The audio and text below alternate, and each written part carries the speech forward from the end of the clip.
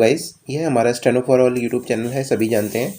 वह मैं आपको सभी को बता देना चाहता हूँ कि जल्दी ही हम एक नया कोर्स शुरू करने वाले हैं, जिसमें राजस्थान हाई कोर्ट के छात्र जो तैयारी कर रहे हैं उनके लिए लीगल और संपादकीय, आयोग, जीवनी, इस तरह के जो भी करंट का मैटर जो भी होगा, वो सभी तरह के मैटर को मिलाकर हम प्रतिदिन 6 डिक्टेशन उपलब्ध कराएंगे। 6 से 7 भी हो सकती हैं डिक्टेशन, जिसमें मैं समझता हूँ किसी भी तरह का डिक्टेशन का अगर आपका मैटर आता है कभी भी, तो मुझे नहीं लग रहा कि उससे बचकर कहीं जाएगा आपका मैटर। तो अगर आप इसके लिए चाहते हैं तो संपर्क कर सकते हैं। सभी तैयार हो जाइए 80 और 90 शब्द प्रति मिनट की गति के लिए। रेडी।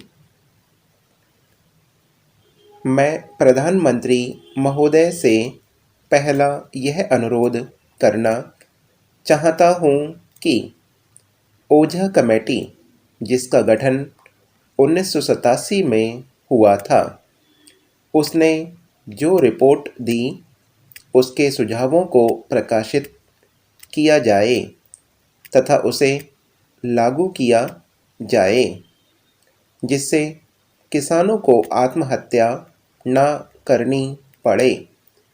दूसरा, जब किसान अधिक उत्पादन करे, उसको सरकार संरक्षण देकर बचाए और समस्त उत्पादन जब तक सरकार खरीद न ले तब तक खरीदारी चलती रहनी चाहिए।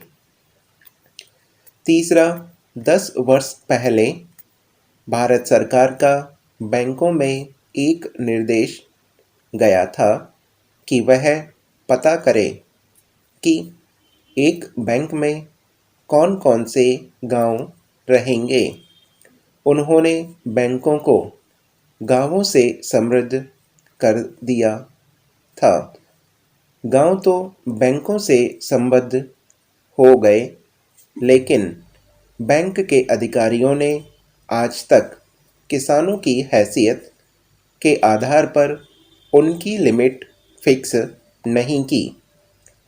किसान की हैसियत के आधार पर उनकी लिमिट फिक्स होनी चाहिए, जिससे किसान को ऋण लेने में कोई दिक्कत ना पड़े। प्राकृतिक आपदा से निपटने के लिए तत्काल फसल बीमा योजना ठोस रूप से लागू की जानी चाहिए। जितना भी राज्य सरकारों के अंतर्राज्यीय प्रतिबंध लग रहे हैं, उनके लिए मैं भारत सरकार से अनुरोध करता हूँ कि वह सारे स्टेट्स से ये प्रतिबंध समाप्त कराए। यह राष्ट्रीय एकता के लिए भी ज़रूरी है और किसानों को अपनी उपज एक राज्य से दूसरे राज्य में ले जाने में जो बाधा हो रही है, उसके लिए भी ज़रूरी है। अगर कोई राज्य सरकार प्रतिबंध समाप्त नहीं करती तो सरकार को उसकी आर्थिक सहायता बंद कर देनी चाहिए। जहाँ तक शिक्षा का संबंध है, इसमें केवल एक पैराग्राफ है। हर एक बच्चे को स्कूल भेजने का सपना देखा था, लेकिन अनेक योजनाएं बनने के बाद भी अनिवार्य प्राथमिक शिक्षा का लक्ष्य हम पूरा नहीं कर सके। 1991 की जनगणना के अनुसार हमारे साक्षर 61% है। हम हर बच्चे को स्कूल नहीं भेज सके। महोदय, मैं मंत्री जी के ध्यान में एक चीज़ लाना चाहता हूँ। इनका निर्वाचन क्षेत्र हरियाणा का बॉर्डर है। जब उत्तर प्रदेश में अधिक पैदावार पान की होती है तो उसे हरियाणा में ले जाने का प्रयास किया जाता है। उसे बॉर्डर पर रोक दिया जाता है। उसे मंडी समिति की भी अनुमति लेनी पड़ती है। क्या सीरा गन्ने का बाई प्रोडक्ट नहीं है, किंतु सीरे पर प्रतिबंध लगा हुआ है। पूरे देश में एक राजस्थान की ऐसी सरकार है जिसने प्रतिबंध समाप्त कर दिया है। क्या राजस्थान टैक्स वसूल नहीं कर रहा? वर्ल्ड बैंक ने इसकी भूरी भूरी प्रसन्नता की है।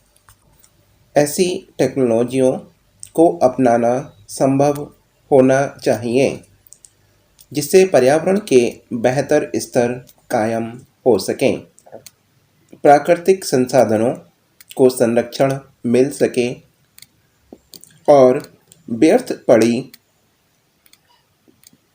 चीज़ों की बेहतर व्यवस्था हो सके।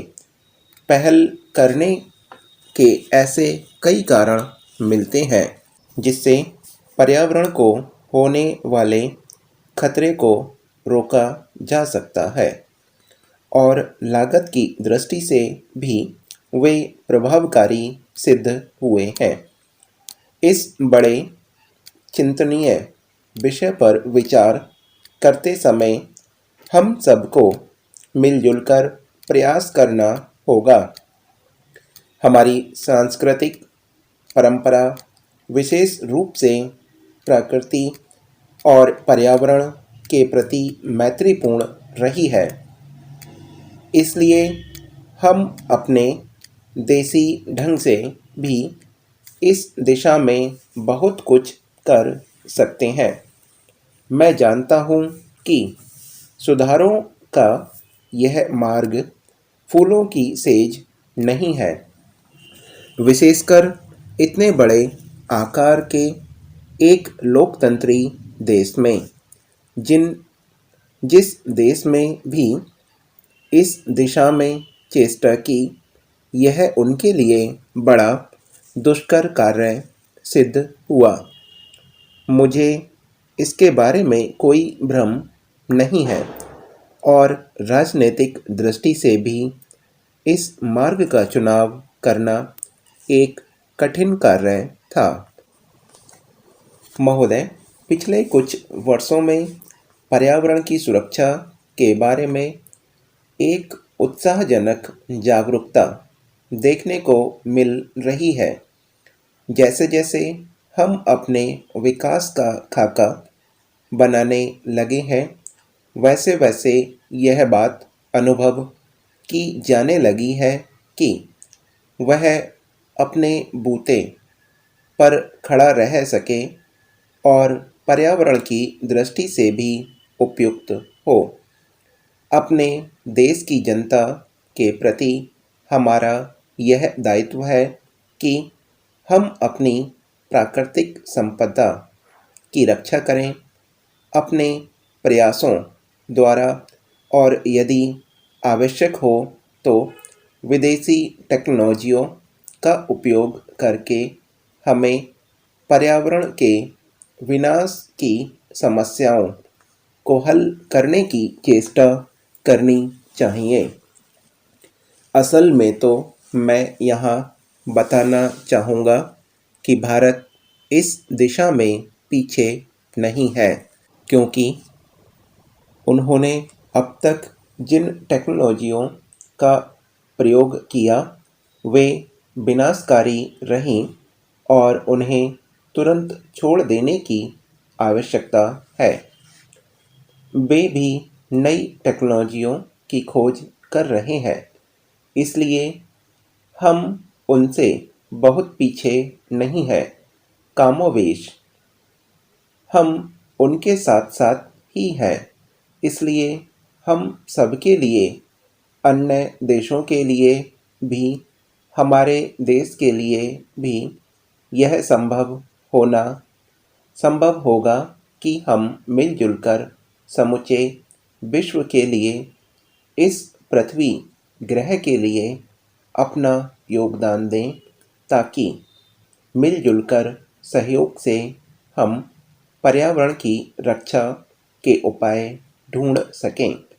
ब्राज़ील में 2 वर्ष पहले हुए विश्व पर्यावरण शिखर सम्मेलन में जिस कार्यसूची 21 को हमने स्वीकार किया था, वह इस बात का अच्छा उदाहरण है और मुझे विश्वास है कि इस कार्यसूची के अनुसार काम किया जा रहा है।